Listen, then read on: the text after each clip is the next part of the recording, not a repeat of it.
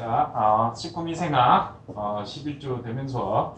오늘은 방사선 조사식품에 대해서 하도록 하겠습니다. 방사선 조사식품은 그렇게 길지 않기 때문에 간단하게 수업하도록 하겠습니다. 실제 방사선 조사식품을 시중에서 유통되는 건 잘 보지는 못할 겁니다. 그런데 우리가 실제적으로는 방사선 조사를 많이 해서 이용을 하고 있습니다. 그래서 방사선 조사 식품에 어떻게 조사를 하는지, 어떤 목적으로 조사를 하는지 하고, 그 다음에 방사선 조사 식품에 된 식품, 일반 식품하고 안 된 식품의 검출 방법 이런 것들에 대해서 알아보겠습니다. 실제적으로 우리가 이제 방사선이라고 그러면 좀 부정적인 개념이 많죠, 그죠? 특히 그래서 뭐 원자력 같은 탈원전 뭐 이렇게 지금 현 정부에서는 진행을 하고 있는데. 실제적으로 뭐 전력 수급이나 이런 문제에 좀 방사선 원자력 발전소가 상당히 유익하다는 건 잘 되어 있는데, 이제 안전성 문제 때문에 한번 큰 사고가 났을 때 1980년대에 뭐 소련의 체르노빌이나 그다음에 최근에는 우리가 2010년쯤에 일본의 쓰나미에 의해서 후쿠시마 쪽에 원자력 부분 때문에 아직은 그래서 저쪽 지역에 사람이 못 살죠, 그죠? 이런 방사선의 안전성 문제 때문에 뭐 탈원전이나 이런 정책들을 지금 펴고 있습니다. 근데 실제 이제 방사선은 뭐 식품뿐만 아니라 다양하게 지금 이용이 되고 있습니다. 이용이. 그중에 우리는 이제 식품이니까 어떻게 식품에서 이용되고 있는지, 그리고 그 방사선 조사 식품을 왜 조사를 하는지, 거기에 대해서. 그다음 조사가 됐다면은 어떻게 검출을 하는지 여기에 대해서 이번 시간에 알아보도록 하겠습니다. 그래서 종류는 일단 식품조사에 이용되는 방사선의 종류 및 특성, 그 다음에 조사식품의 안전성 평가, 그 다음에 이용 분야하고 검출 방법, 일종의 금지 방법에 대해서 알아보도록 하겠습니다. 일단 방사선 종류는 자연 방사선에서 자연적으로 발생하는 방사선입니다. 얘가 햇빛, 햇빛 안에 있는 우리가 대표적인 게 자외선이죠, 그죠? 자외선 같은 경우. 그다음에 인공 방사선이라 해서 이제 물질을 통과할 때 물질의 원자, 단, 분자 등이 전리시켜 이온을 생성하는 인공 방사선이라고 합니다. 그래서 알파선, 베타선, 뭐 감마선, X선, 전자선, 중성자선. 그래서 이런 이온을 분리시키는데 우리가 주로 많이 사용하는 게 우레탄 이런 것들을 이제 원자력 발전소 안에서 이온을 시키면서 거기에 발생하는 에너지가 소량으로도 아주 큰 에너지를 얻을 수 있기 때문에 우리가 전기에 사용을 하는 겁니다. 첫 번째 감마선입니다. 이제 감마선은 솜, 그 다음에 알루미늄, 납, 콘크리트 외를 빼고는 다 투과를 할 수 있습니다. 그래서 우리가 핵전쟁이 일어났을 때 방호벽이라고 하는 것이 실제적으로는 알루미늄, 그 다음 납벽, 그 다음 마지막 콘크리트로 해서 최소 한 1m 이상으로 지면은 원자 피폭에 보호를 받을 수 있습니다. 보호를. 투과력이 가장 강하고 식품 분야에서 약 80% 정도 사용을 합니다. 그래서 포장된 완제품에 실제 완제품 포장하고 나서 살균할 때 많이 사용을 합니다. 그래서 방사선 조사는 우리가 보통 열을 많이 가하면은 어떻게 됩니까? 성분들이 많이 파괴되죠, 그죠? 그래서 일종의 비가열 살균법입니다. 비가열 살균법. X선은 투과력이 역시 뭐 감마선보다 덜하지만은 그래도 강합니다. 알루미늄을 통과할 수 있는. 그래서 포장된 완제품, 우리가 뭐 알루미늄 봉지로 포장된 거, 뭐 가자미나 이런 것들을 포장할 때 사용합니다. 그 다음에 이제 전자선은 투과력이 약하나 신속속 경화성, 에너지 효율성 등의 장점이 있습니다. 그래서 주로 표면, 이제 포장된 제품 말고 공유의 살충, 뭐 표면 살균, 의료 제품 등에 이제 사용을 합니다. 방사선 종류는 앞에도 말했던 감마선, 뭐 전자선, X선 이렇게 해서 코발트 60 또는 이런 것들을 해서 그 다음에 이제 방사선이 분해되는데 상당히 오래 걸립니다. 그래서 뭐 코발트 60 같은 경우는 약 5.3 반강이라는 반 정도로 분해되는 그 연도를 말합니다. 완전히 분해되는 게 아니고 반 정도로. 그 다음에 이제 코발트 137은 약 30년 정도 반감기가 있다고 합니다. 그래서 원자력이 한번 터지면은 그게 완전히 없어지려면 우레아나 이런 거는 최소 한 50년에서 60년이 지나야 완전히 그 지역에 방사선이 없어진다고 보면 됩니다. 이제 방사선 조사의 특징은 일단은 화학적 방법하고 물리적 방법이 있습니다. 근데 최근에는 화학적 방법보다는 물리적 방법을 다 사용을 합니다. 그래서 화학적 방법은 에틸렌 옥사이드 또는 에틸렌 브로마이드 이런 것들이 이제 잔류 독성 때문에 사용이 금지되고 있습니다. 그리고 메틸 브로마이드를 해서 지구 오존층 파괴 물질로 판명돼서 지금 역시 사용 금지가 되어 있습니다. 물리적 방법은 강력한 투과력으로 연속 처리 공정이 가능하다. 그 다음에 살균 공정에서 처리 시간과 피조사체의 밀도를 제외하여 기타 공정에 영향을 받지 않는다. 그 다음에 에너지 소비율이 낮다. 그 다음에 환경 친화적이다. 품질 보존이 오래된다. 단 원자력을 이용하는 특수성 문제가 있다. 그래서 방사선 조사 식품이 되고 나면 그 식품이나 이런 것들은 이 마크를 꼭 붙여야 된다. 이 마크를 붙이지 않고 적발이 됐을 때는 이제 벌금을 묻는다. 식품위생법에 의해서. 그래서 혹시 시중에 에도라드에다가 이 마크가 있는지 한번 확인을 해보시죠. 그러면 이제 방사선이 어떻게 이제 살균이나 이런 작용을 하느냐. 특히 방사선 조사식품 살균 목적으로 많이 사용을 합니다. 물론 발화 목적으로도 사용을 하기도 하는데 살균 목적으로 많이 사용을 하는데 두 가지 설이 있습니다. 직접 작용소라고 간접 작용소가 있는데 직접 작용소는 생물체의 세포나 그 밖의 표적 물질의 이온화 에너지가 감수성이 높은 DNA에 작용하여 직접 유리한 전리를 일으켜 DNA 사슬을 절단하는 효과. 그 다음에 간접 작용수는 방사선 조사가 됨으로써 어떤 2차적 세포 활동에 되는 물질들 또는 화학적 변화를 일으키는 것들의 간접적인 효과로 생물학적 효과를 나타내는 걸 간접 작용수라고 합니다. 그래서 직접 작용수는 X선이든 감마선이든 전자선이든 직접으로 생체 DNA 분자에 작용을 해서 이것들이 DNA 단편을 낸다든지 이런 식으로 해서 일으키는 작용이고 간접 작용수는 이게 물하고 반응해서 물이 가산화수소, 소위 말하는 활성산소를 생성해내서 이 활성산소가 DNA 분자에 작용을 해서 역시 DNA 프라그멘트나 단백질을 변성시키거나 이런 작용에서 세포 손상을 일으켜가지고 작용을 하는 역할이 있습니다. 그래서 대부분 공격은 타겟은 DNA다. 생물체에 있는 DNA. 조사식품의 안전성 평가 배경은 일종의 역사죠. 1950년 미국, 영국, 프랑스, 네덜란드 이런 데서 조사식품 안전성 평가를 시작했습니다. 61년도 이제 FAA, WHO 세계보건기구 요새 매일 뉴스에 나오죠. 세계보건기구 사무총장 매일 넣어서 그래서 식품조사 건전성 평가 전문위원회에서 이제 조사를 실시하게 됩니다. 그리고 이제 1980년대 식품위생 개선과 식물 검역을 목적으로 하는 응용연구. 그 다음에 83년 이런 식으로 하고 그 다음에 85년에 10기가 정도 이상의 조사식품의 건전성 평가를 하게 됩니다. 그리고 이제 97년도에 이런 이제 조사를 다 통해 가지고 대장균 오이리치 H7이나 리스테리아 모노사이토제네시스의 어떤 식중독균, 전염병균 이런 데에 이제 살균 허가를 하게 됩니다. 10기가 이상의 고선량 감마선 조사 허가를 하게 됩니다. 그리고 99년 미국에 이제 USDA, United States Department of Agriculture라 해서 USDA 농무성이라고 합니다. 우리나라로 치면은 농림축산식품부 우리나라로 치면 그래서 세교계 같은 붉은 육색 위에 잔존하는 미생물 방류를 위해 거선량 방사선 조사를 승인하게 됩니다. 2003년 이후 유럽연합하고 식품과학위원회에서 10기가 이하의 조사식품에 대해서만 건전성 인정. 그래서 항신료, 건조 양념료, 건조 야채 조미료. 이게 10기가 이하만 이제 처리를 하는 방사선 조사를 할 때 건장이. 이제 방사선 조사 식품의 안전성 검토사항이 뭐냐? 일단 방사선학적 안전성이 있느냐, 또는 미생물학적 안전성이 있느냐. 그 다음에 이제 제일 중요한 게 우리 식품이다 보니까 영양학적 변화가 있는가. 그 다음에 그 조사를 했을 때 어떤 케미칼 반응을 통해 가지고 독성 물질이 생성되는가.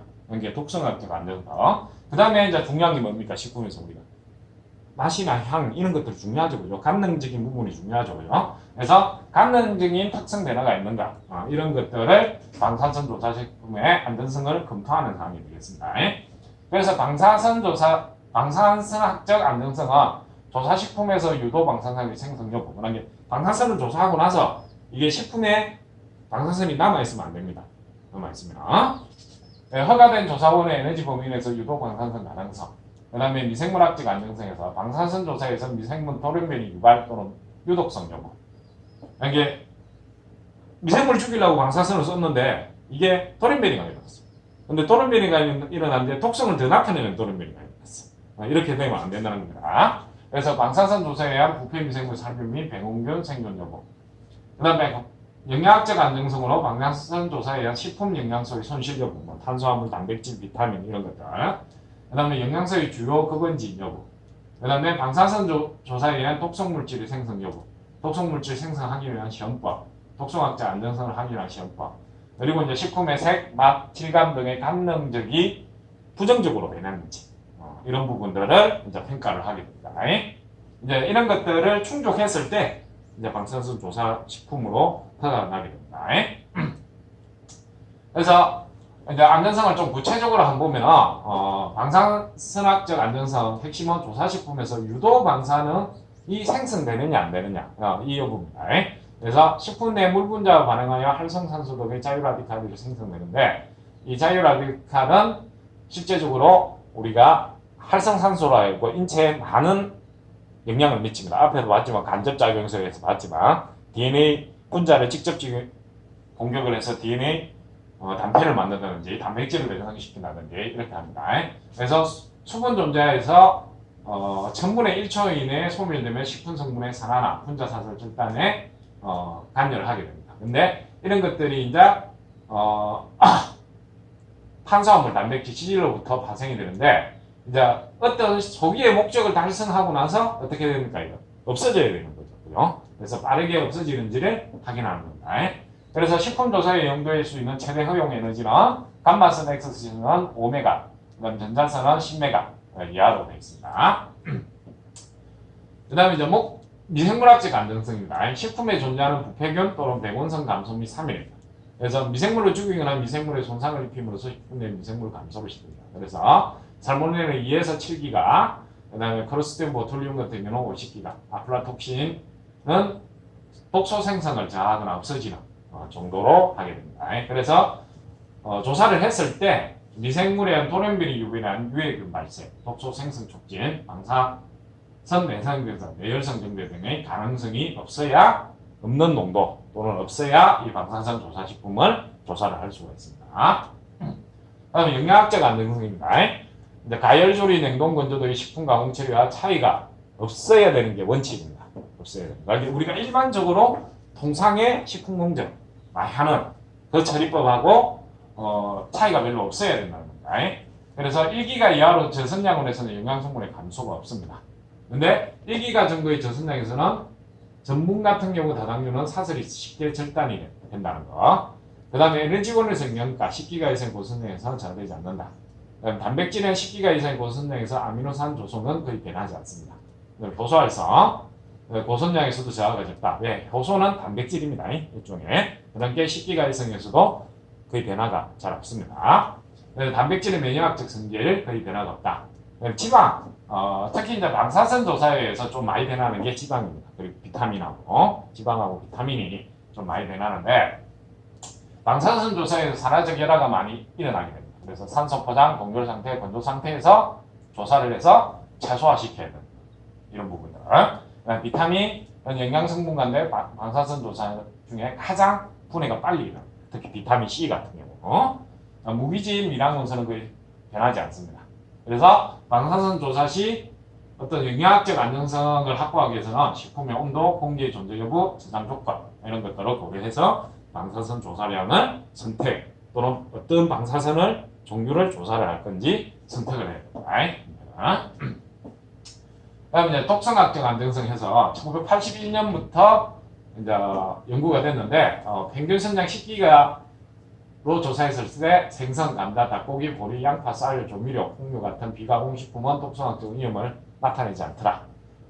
그래서 미국 FDA에서 1982년 이제 방사선 조사한 식품에 대해서 생식 독성, 유전 독성, 암환선 독성을 실시를 했습니다. 그리고 이제 다세대 생식 독성, 최종 결과는 만성 생식 초기 생성 독성에 대한 어떤 부작용도 나타나지 않았다고 이제 보고를 합니다. 그 다음에 이제 만성 독성, 미량의 방사선 분해 생물이 장기간에 걸쳐 생체 내에 흡수되는 생리나 유해 작용을 말합니다. 그리고 이제 아만성 독성, 방사선 분해 생성물질이 단기간에 걸쳐 생체 내에 흡수되어 유해 작용. 그런데 이런 것들이 방사선 어떤 허용 범위 내에서 조사가 됐을 때는 독성이 없더라. 이렇게 판정이 났습니다. 그 다음에 이제 감량적인 변화. 실제 영양적인 변화도 많지만 식품의 가장 중요한 건 이제 우리 맛이죠, 그죠? 그래서 감량적인 변화가 상당히 중요합니다. 그래서 특히 아까 지방이 많이 변하듯이 지방이 보통 우리가 맛이나 색보다는 맛하고 냄새는 많이 나타내는 요소입니다. 그래서 지방의 변화가 많기 때문에 또는 이제 단백질 변화도 조금 있기 때문에 이제 어떤 감량적인 부분에 좀 변화가 있을 수가 있습니다. 그래서 우유나 유제품 같은 경우 방사선 조사에 가장 민감합니다. 그래서 우유에는 지방이 많죠, 그죠? 단백질도 많고 이러다 보니까 방사선 조사를 하게 되면 이치가 발생한다든지 짠내가 발생한다든지 맛이 좀 시큼한 맛이 난다든지 이런 부분들이 나게 됩니다. 그 다음에 식육제품 옆에는 고선량 조사 시 이치 발생입니다. 왜 식육제품도 단백질하고 지방으로 구성되어 있죠, 그죠? 그러니까 고선량 조사 시에 어떤 단백질이 분해된 산물을 우리가 카르보닌, 화합물, 알코올류, 특히 우리 화장실, 옛날 재래식 화장실 가면은 곱한 냄새 나는 거 있죠. 그다음 하이 청소 잘 안 했을 때 나는 냄새 있죠. 여기에 이제 메르카탄유라는 단백질 분해 산물입니다. 이게 이제 그런 냄새를 나타냅니다. 그래서 고선량으로 했을 때 식육 제품에 단백질이 많다 보니까 이런 메르카탄유가 생성이 되었고 그런 냄새가 발생이 될 수가 있습니다. 그다음 이제 채소류, 신선과일, 곡류는 거의 이치로 발생합니다. 왜냐? 상대적으로 지방하고 단백질이 적죠. 지방하고 상대적으로 지방이나 단백질이 거의 없기 때문에 별 영향을 받지 않는다는 겁니다. 이치나 냄새 부분에 있어서는. 그런데 이제 뭐가 문제가 될 수 있습니까? 채소류나 이런 데는 비타민이 많죠. 그런데 비타민은 많이 분해가 될 수가 있다. 그래서 우유 유제품에서는 특유의 냄새가 많이 나고 육류 중에서 돼지고기보다는 쇠고기, 백색류보다 적색류 왜 특유의 냄새가 많이 나죠? 왜냐하면 돼지고기보다 쇠고기가 뭡니까? 지방이 많죠. 그 다음에 백색류보다 적색육이 지방이 많습니다. 그러다 보니까 냄새가 더 많이 나게 됩니다. 그래서 방사선 조사의 식품 품질은 식품의 종류마다 특정 조사량을 다양한 목적으로 품질 확보하기 위해서는 적정 수준과 조사 조건이 요구가 됩니다. 이게 식품마다 케이스 바이 케이스 방사선 종류부터 방사선 조사량까지 다 틀려야 됩니다. 다 틀려야 됩니다. 그 다음에 이제 탈산소 상태에서 마이너스 20도 동결 상태에서 50D가 고선량에서도 육제품에서는 조사치가 발생하지 않았다. 왜냐하면 얼어있는 상태이기 때문에 얼어있으면 뭡니까? 물이 반응을 안 하죠. 자유분자가 없습니다. 이게 우리가 물에는 자유수하고 결합수가 있다고 그랬죠. 근데 얼어있다는 거는 싹다결합수 형태로 다니는 거예요. 그러다 보니까 우리가 화학 반응은 인체 내에서 모든 생물체 내에서 반응은 물을 매개로 물이 버퍼가 됩니다. 완충에. 버퍼가 돼갖고 거기서 화학 반응이 모두가 일어나게 됩니다. 근데 그 중에 자연수 때문에 일어나게 되는데 얼가나 비면 어떻게 된다? 동결건조하거나 동결건조라는 거는 소위 말해서 수분을 다 날려버리는 자연수를 다 날려버리는 거고 얼린 거는 자연수를 다 얼어버린 거죠. 결합수 형태로 만들어버린 거죠. 그래서 조사를 해도 별 화학적인 반응이 없다는 겁니다. 화학적 반응이 그러니까 일어날 수 있는 요건을 없앴다. 요건을. 다음 이제 식품조사 방사성의 이제 이용 분야, 효과, 이런 문제점들이 있는데 왜 그러면 방사성 조사를 하느냐? 이제 그 목적 또는 효과가 되겠습니다. 일단 생량 조절, 해충 제어, 유해민 생물 제어 등의 목적이 있습니다. 그래서 생량 조절은 감자, 마늘, 양파, 파, 특히 감자나 마늘, 양파 같은 경우 서늘한 데 놔두면 싹이 트죠, 그죠? 특히 감자 같은 경우는 싹 트면 그 싹 튼 부위에 뭐가 생긴다고 그랬죠? 식물 독성인 솔라닌이라는 독소가 생성된다고 했습니다. 그래서 이런 목적으로 발화, 발건, 이게 뿌리가 생성되고 양파 같은 거 놔두면 위에도 나지면 어떻게 됩니까? 뿌리도 나오죠, 그죠? 이런 이제 위쪽으로 나는 걸 발화, 싹이 트는 걸 발화라 그러고 뿌리가 나는 걸 발건이라 그럽니다. 그래서 이런 발화, 발건의 억제 목적. 그래서 저장기간 연장이나 생량 지연의 속도 지연. 그 다음에 실제로 토마토나 이런 것도 오래 놔두면 어떻게 됩니까? 묽어지고 썩죠, 그죠? 그래서 이런 저장 기간을 연장시키는 숙도 지연을 시키는 목적으로도 사용을 하기도 합니다. 그래 이제 특히 곡류나 이런 것들, 쌀이나 이런 것들 해충이 많이 달려들죠, 그죠? 그래서 이런 해충 방제. 그다음 또 하나 이제 큰 목적이 뭡니까? 미생물 제한. 그래서 부분 살균, 배운 살균, 완전 살균 뭐 이런 식으로 해서 부분 살균은 가장 낮은 저선량으로 식품 좋은 저장 수명 연장. 그다음 배온성 살균은 식품에 오염된 배온성 미생물 살균. 완전 살균은 일종의 뭡니까? 우리가 모든 걸 다 박멸하는 거. 그래서 10기가 이상의 보순량을 이용을 한다. 그래서 표로 보면은 발화 발광, 생량 조절, 습도 지역 이런 것들, 해충 제어, 미생물 제어 이렇게 되어 있습니다. 그리고 조산량에 따른 식품 미생물의 제어 효과는 방사선 부분 살균, 그래서 1에서 한 5기가. 그 다음에 배운성 살균은 2에서 10기가. 그 다음에 완전 살균은 10에서 50기가 정도로 조사를 했을 때 미생물이 다 죽습니다. 그러니까 미생물이 다 죽는다는 건 이런 바실로스 같은 포자 생성균을 다 죽이는 목적. 그다음 이제 생물체에 대한 방사선의 감수성 비교를 보면 포유동물이 상당히 민감합니다. 그래서 사람이 방사선에 노출됐을 때 더 많은 안 좋은 위해적인 문제가 발생할 수 있다. 그래서 포유동물은 0.01에서 0.005, 그다음에 쭉쭉 갈수록 특히 바이러스, 코로나 바이러스는 30기가 이상에서도 별 영향을 안 받는다는 거야. 안 죽는다는 거야. 응? 그래서 진화 단계가 낮을수록 뭐다? 방사선에 대한 저항력은 크다. 저항력은 크다. 그럼 이제 실제적으로 앞에 간단하게 살펴봤지만 실제 이제 식품학적 이용 효과를 한번 보도록 하겠습니다. 첫 번째 발화 발광 억제입니다.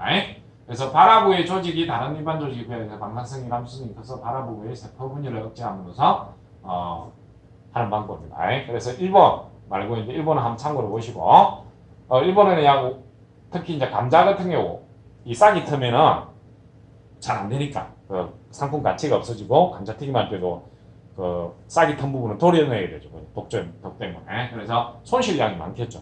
그래서 연간 한 5천에서 10,000톤 정도 조사 처리를 해서 저장한 다음에 이걸 이제 뭐 포테이토 칩을 만든다든지 뭐 이런 가공으로 사용을 하게 됩니다. 그다음 우리나라는 감자, 마늘, 양파에 대해서 0.15, 그다음 밤은 0.25, 뭐 이런 식으로. 밤은 또 놔두면 어찌 됩니까 우리가? 해충이 많이 달라요. 밤 같은 거 보면 사다 보면 구멍이 뻥 뚫려갖고 벌레들이 있는 경우가 있죠, 그죠? 그런 걸 이제 방지하기 목적으로 밤에도 조사를 하기도 합니다. 그래서 일반적으로 방사선 조사에 농산물은 발화 억제 효과는 처리 후 저장 온도에 거의 영향을 받지 않으나 생체 식품이기 때문에 좋은 품질을 확보하기 위해서 저장 습도, 외적 환경 요인을 관리하여 하는 것이 바람직하다. 이게 몇 도에 저장할 건지 뭐 이런 것도 조사량의 어떤 영양적 평가를 받는다는 겁니다. 실제 비조사구는 이렇게 막 싹이 많이 컸는데 0.15 정도 했을 때 안 나더라. 양파도 마찬가지. 0.05, 0.1, 0.15 정도. 0.15 정도 했을 때 거의 발화 발근이 억제되는 형태를 볼 수가 있습니다. 그 다음 이제 또 하나의 목적이 우리가 과일이나 이런 것들은 이제 상온에 놔두면은 빨리 물러진다, 그죠? 이런 이제 숙도지연이나 선도 유지를 위해서 사용을 합니다. 그래서 과일은 실제적으로 거의 뭐 이치나 이런 것들 발생 안 한다 그랬죠. 근데 이제 하나의 문제점이 아까 비타민 이런 부분들 파괴가 있는데 그래서 저선량으로 처리를 하게 됩니다. 주로 저선량으로. 그래서 1기가 이상의 방사선 조사하면 복합적인 생리활성제나 조직연화 발변 등이 나타나기 때문에 보통 사과, 복숭아, 뻗지는 0.5에서 1기가 사이, 1기가 이하라고 보시면 됩니다. 그 다음에 가채류는 뭐 망고나 파파야 0.25에서 1기가, 생버섯은 두세 배의 상품 수명을 연장시키기 위해서 1기가 이하의 감마선 조사를 이용하기도 합니다. 그래서 과일의 어떤 생리적 대사활성, 그러니까 숙도지역, 그 다음에 과일에도 다양한 부패미생물들이 표면에 존재를 합니다. 그죠? 이런 부패미생물의 생육을 억제함으로써 숙도지역과 유통기간의 연장 효과를 가져올 수 있기 때문에 이 방사선 조사를 하게 됩니다. 실제 이제 양송이 버섯 해보니까 오래 놔두고 보니까 1기가 정도 조사를 했을 때 그대로 유지가 되는 선도가 유지가 되는 걸 볼 수가 있습니다. 그 다음에 해충 및 기생충제 이제 해충이나 이런 기생충을 번식이나 또는 이제 모나드로 하기 위해서 사용하는 방법. 그럼 건조식품의 살균, 살충, 위생화 등에 사용을 합니다. 네, 특히 건조식품은 곰팡이에 의한 향신료, 건조 채소류, 복합 조미식품 등의 아플라톡신이나 오크라톡신의 곰팡이 독소를 제거하기 위해서 방사선 조사를 이용한다. 그 다음에 이제 마지막 주로 많이 사용하는 게 실제적으로 발화 발견, 습도 지연, 그 다음에 해충 방제, 그 다음에 많이 사용하는 게 미생물 번식, 배온성 미생물 억제를 위해서 많이 사용을 합니다. 왜냐하면 고온 처리를 해서 배온성 미생물을 죽일 수 없을 때 영양 파괴가 많아가지고 그런 것들을 위해서 목적으로 하기도 합니다. 그래서 대장균, 살모넬라, 리스테리아, 비브리오, 장염 비브리오, 황색 포도상균, 노로바이러스 등이 존재하는 식품 미생물을 사멸에 사용을 합니다. 그래서 전선양에서는 주로 비포자 배온성균, 이게 그람 음성균 주로 포자를 생성하지 않는. 그래서 물론 모노사이토제는 양성균이죠, 그죠? 포자를 생성하지 않는 균들에 대해서는 저선양을 살균해야 됩니다. 근데 포자를 생성하는 균은 바실루스 세리우스나 크리스티움 보툴륨 같은 경우는 고선양으로 해야 포자를 완전히 죽여야 되기 때문에 고선양으로 살균을 하게 됩니다. 그 다음에 이제 방사선 조사의 살균 처리의 장점이 뭐냐면은 뭡니까? 감마선 같은 경우는 아까 콘크리트 위에는 다 투과하죠. 그렇기 때문에 완전 식품 내부까지 살균을 할 수 있다는 게 장점입니다. 장점. 열을 안 가하거든. 그래서 높은 투과력으로 식품 내부에서 균일하게 처리할 수 있다. 그래서 미국 내에서 생산하는 모든 냉장, 냉동류의 감마선 조사를 허가를 하고 있습니다. 그래서 유나이티드 스테이트 디파트먼트 오브 아그리컬처에서 미국 논문성에서 쇠고기 같은 붉은색 육류 잔존 미생물을 방지하기 위해서 방사선 조사를 1999년대 승인을 했습니다. 그 다음에 급식 또는 이제 햄버거 이런 데에도 방사선 조사 식품을 하도록 했습니다. 그래서 실제 어묵을 이제 감마선 조사를 처리를 했을 때 처리를 안 했을 때는 부패 미생물이나 이런 것들에서 이제 부패를 하게 되는데 전혀 부패가 되지 않는 그런 행태로 볼 수가 있습니다. 그다음 이제 특수 목적 식품에서 장기 보관용 군용 식품 햄, 베이컨, 그다음 밀봉 포장 식품, 환자용 무균식, 실험 동물용 무균 사료, 우주인 식품 등에 사용하게 됩니다. 그다음 완전 미생물을 주기 위해서. 그래서 10에서 50기가 좀 고선량으로 조사를 하죠. 가공적성 개선이 유해 물질 제거. 아까 유해 물질 중에 아플라톡신이나 오클라톡신도 제거가 된다 그랬죠. 그래서 제수와 조리 시간을 유의적으로 단축시킬 수 있고 이온화이즈에서 가공적성이 향상이 된다. 이런 것들이 있습니다. 그래서 이 표는 방사선 조사 허가 식품 품목입니다. 그래서 쭉 돼 있는데 여기에 이제 허가 선량들이 쭉 되어 있습니다. 그럼 이제 지금까지는 방사선 종류, 그다음에 안전성 문제, 그다음에 이제 방사선을 왜 처리하는지 그 목적, 어떤 목적 때문에 어떤 목적을 달성하기 위해서 처리를 하는지 알아봤습니다. 그러면 이제 아까 방사선 조사 식품은 자체를 마크를 붙여야 된다고 그랬죠. 붙여야 된다고 그랬죠. 그게 없어야 그걸 안 붙이고 방사선 조사 식품 유통시켰다. 적발됐을 때는 최소 벌금 2천만 원. 근데 벌금을 못 내면 징역 1년 이상 살아야 됩니다. 그래서 그러면 이제 식약처나 농림부에서 그러면 어떻게 왜냐 감자나 이런 걸 농산물이기 때문에 농림부 소관입니다. 근데 이제 포장된 식품들은 식품이기 때문에 식약처 소관입니다. 거기서 그러면 어떻게 일반 방사선 조사가 됐는지 안 됐는지 이제 검출이 필요하겠죠. 주기적으로 검사가 필요하겠죠. 그래서 그 검사 방법이 되겠습니다. 검사 방법. 그래서 검사 방법에는 물리적 방법, 화학적 방법, 생물학적 방법 3개가 있습니다. 물리적 방법은 열 발광 측정법, TL법이라 하고, 그다음 강력이 발광 측정법, 그다음 전자시핑 공급법, 전도법, 전기저항법, 시차 열량 분석법 되겠습니다. 그다음 화학적 방법은 하드로카본법, 이라시 알칼리 사이클로 부탄, 그다음 타이로신, 복시다제, DNA 포메트 에세이. 그 다음 생물학적 방법으로 반배아 검사법하고 DAP, APC 방법들이 있습니다. 적용식품군들은 좀 틀립니다.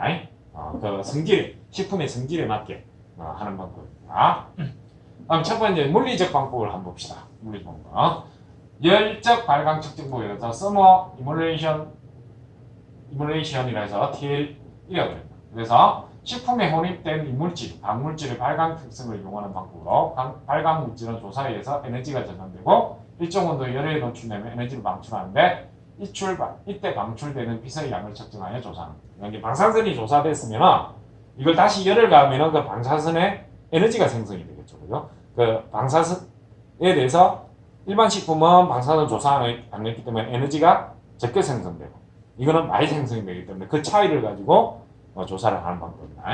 그 다음에 전자 해절 공명 일렉트론 스핀 레졸레이션을 해서 ESR이라고 가장 많이 사용하는 방법입니다. 이게. 예를 들어서는 뼈, 셀룰로즈 및 결정성 당을 함유한 식품에 잔존하는 방사선 조사로 생긴 다유 라디칼을 분각적으로 측정하는 방법을 말합니다.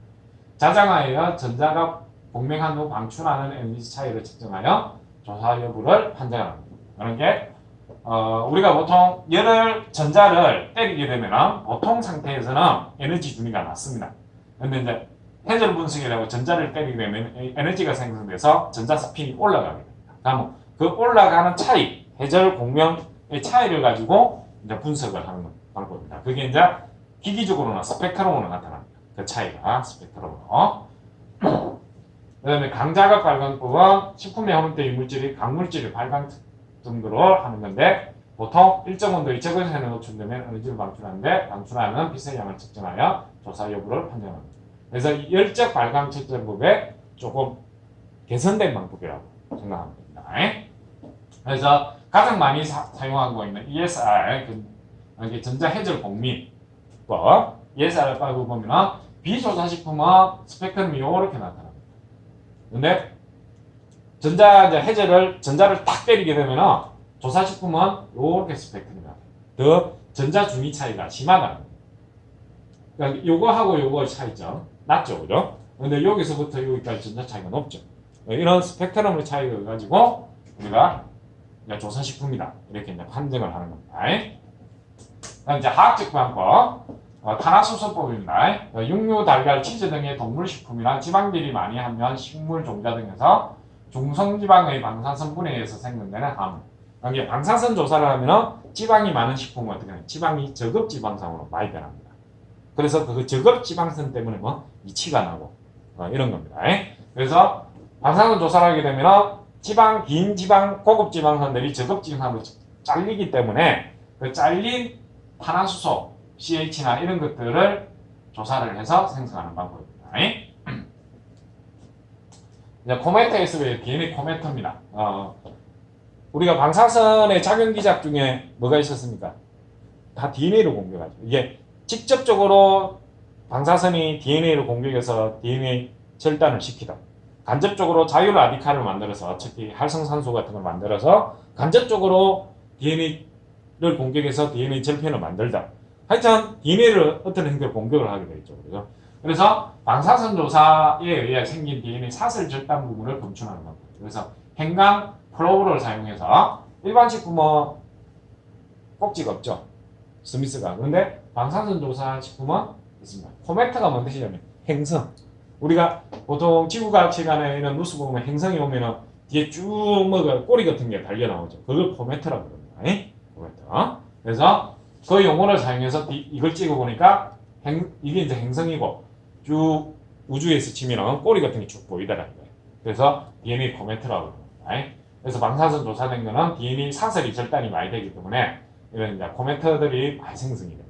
이런 거 가지고 이제 검출을 하는 방법. 그래서 방사선 조사는 세포 유전자 손상을 일으키므로 유전자 손상된 정보를 단위 세포 마이크로제일 전기용 농법을 이용하여 코메터 세포를 측정하면서 방사선 조사 여부를 검증하는 방법. 그다음 이제 미생물학적 방법입니다. 스크린 판별법하고 직접 행강 필터, 생규소 측정법이 있습니다. 방사선 조사에서 미생물을 3일하고 조사 전후 살아있는 미생물 유무를 측정하는 거. 직접 행강 필터는 생균수 측정법은 식품 내 3일기를 포함한 모든 미생물을 행감 염색하고 필터상에 포함한 행용으로 계수한 총균수, 그래서 처리 전의 균수와 살아있는 균수의 차이를 표시함으로써 나타납니다. 그래서 오늘은 방사선 조사 식품 여기 하고 이제 12주, 13주, 14주 정도 있는데 14주 때는 일단 아마 시험도 비대면 수업으로 쳐야 되기 때문에 일단 오픈북을 하겠지만 오픈북이 여러분 더 어려운 거 알죠? 그죠? 그래서 14주 때는 간단하게 1장부터 우리가 이제 13주까지 했던 보충 수업 자료는 빼겠습니다. 이에 대해서 쭉 정리를 해주고 시간이 나면은 지금 한창 유행되고 있는 코로나 바이러스에 대해서 간단하게 보충 수업 하도록 하겠습니다. 시간이 되면 그건 하도록 하겠습니다. 오늘은 여기까지 하고 다음 주는 유전자 제조합 식품. 역시 유전자 제조합 식품의 개발 배경, 그 다음에 개발 방법, 그 다음에 안전성 평가, 그 다음에 유전자 제조합 식품도 역시 어떻게 검출하는지 여기에 대해서 알아보도록 하겠습니다. 오늘은 여기까지 수업하도록 하겠습니다.